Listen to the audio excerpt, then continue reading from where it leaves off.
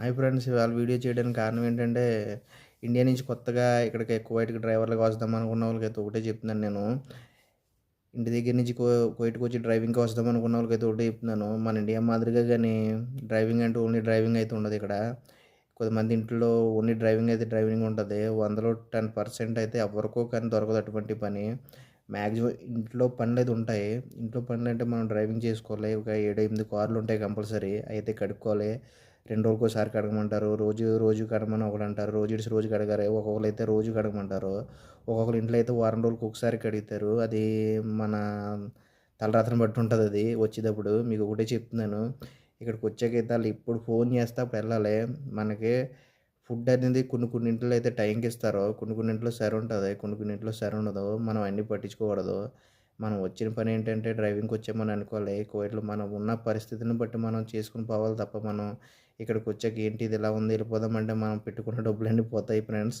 మీకైతే ఒకటే చెప్తున్నాను. మీరైతే ఇంటికాడ ఒకటే ఫిక్స్ అయిపోండి. ఇక్కడ కువైట్‌కొచ్చారంటే డ్రైవింగ్ అయితే గట్టిగుంటది. డ్యూటీలుంటాయి, స్కూల్ డ్యూటీలుంటాయి, కాలేజీ డ్యూటీలుంటాయి. నైట్ అయితే మామాళ్ళు బయటికి సూకులకెళ్తారు. అలాగే పెళ్ళిళ్ళకి కూడా ఎళ్తారు. ఒక్కోసారి 12కి వస్తారు. ఒక్కోసారి 1 వస్తారు.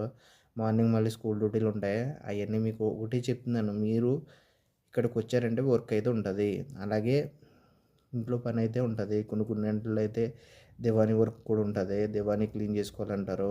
కొన్ని ఇండ్లు ఉంటాయి. ప్రతి ఇంట్లో ఉండే పనులే ఈ కువైట్‌లో అయితే మీకు చెప్తున్నాను. అంతే తప్ప మనం ఓన్లీ డ్రైవింగ్ అయితే డ్రైవింగ్ ఉండదు ఫ్రెండ్స్. ఈడకొచ్చి కొత్తగా 2025లో ఇక్కడ కువైట్‌కి డ్రైవింగ్ వస్తామనుకున్న వాళ్ళకైతే చెప్తున్నాను నేను. మీరైతే ఒకటే పెట్టుకోండి.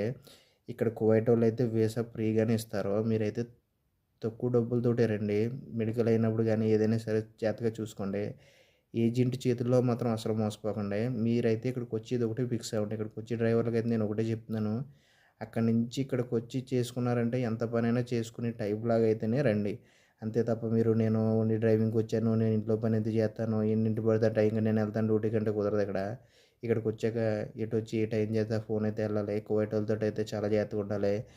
మన క్యారెక్టర్‌ని బట్టే అవతలోళ్ళు కూడా నడుచుకుంటుంటారు. దాన్ని బట్టి మీరు ఆలోచించుకొని కువైట్‌కి కొత్తగా వచ్చే వాళ్ళకైతే నేను ఇచ్చే సలహా ఇదే. నేను అలా అనిపించినోడినే. వీడియో నచ్చినట్టయితే లైక్ చేయండి, షేర్ చేయండి, కామెంట్ చేయండి. Please subscribe my friend. Thanks friends.